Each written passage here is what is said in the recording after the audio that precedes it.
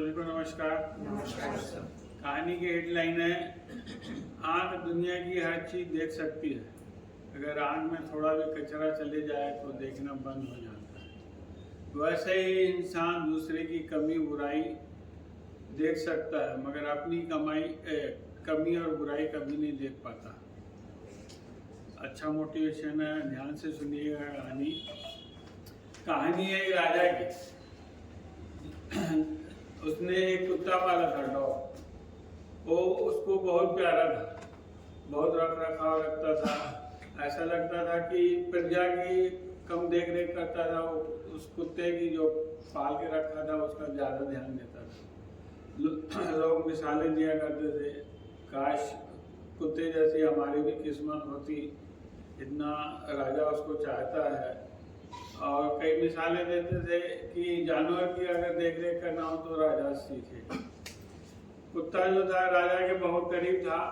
राजा कहीं भी जाता, मीटिंग में जाता, आम सभा में जाता, बाहर जाता, कहीं भी जाता, वो कुत्ता उसके साथ रहता था, क्योंकि बहुत उसका प्रिय था। एक दिन उसको दूसरे राज्य जाना था, मगर वो समुद्री रास्ते पार करके जाना था, नाव के रास्ते जाना था। तो नाव में राजा सवार हुए, कुछ मंत्री, कुछ सैनिक उनके सवार हुए, और कुछ दूसरे भी उसमें पैसेंजर थे। और वो जो शाही कुत्ता था वो भी उसके साथ था राजा के। और उस कुत्ते की पहली जर्नी थी पानी के बोट में जाने के लिए। और जैसे ही नाव चली और वो जो कुत्ता था उछल कूद करने लगा। सब लोग घबरा गए कि उछल कूद कर रहा है, कहीं अनबैलेंस हो जाए, कि नाव पलट न जाए। कुत्ता अपने को महसूस कर रहा था, पानी की आवाज़ की वजह से परेशान हो रहा था। तो राजा को तो पहले अच्छा लग रहा था, चलो भाई मस्ती कर रहा है, उछल कूद कर रहा है। बाद में उसको भी रियलाइज हुआ कि कहीं ऐसा ना हो कि इस डॉग की वजह, कुत्ते की वजह से किसी को परेशानी आ जाए।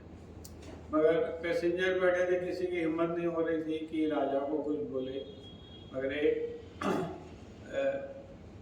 एक पैसेंजर बैठा हुआ था जिसका नाम था सोफोक्लेस। उन्होंने हिम्मत करके राजा से कहा, राजा गुस्ताखी माफ, जो आपका डॉग है इधर उधर उछल कूद कर रहा है, किसी की भी जान की हानि हो सकती है, आप कुछ करिए।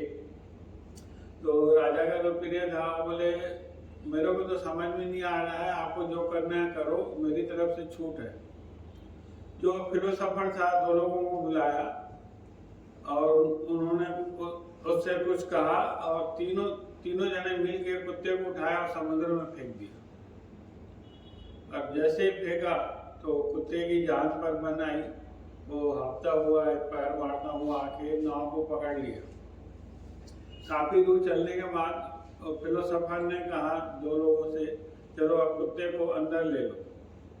जैसे ही अंदर लिया वो चुपचाप जाके एक कोने में बैठ गया।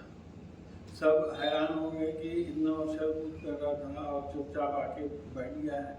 राजा भी हैरान हो गया, बोले ये कैसे संभव?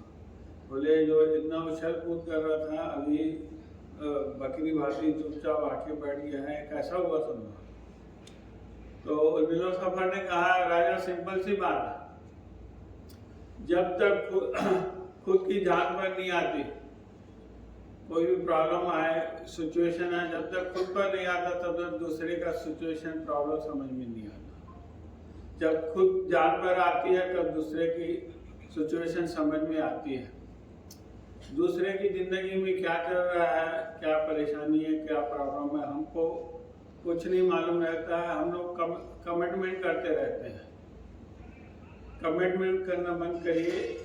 और कई लोग सोचते हैं कि आखिरी बाल था, शिक्षा लगना था, मगर ये तो उस खिलाड़ी को मालूम रहता है जो खेल के मैदान में रहता है और 150 स्पीड से बाल आता है, वो अलग बात होती है। इसलिए किसी को भी जज न करे, किसी को भी किसी तरह का वो न करे। अगर आपको कुछ देखना है, अगर कमियां देखनी है, किसी में बुराई देखनी है, तो पहले अपने आप में देखे, उसके बाद दूसरे को कमेंट करें। धन्यवाद।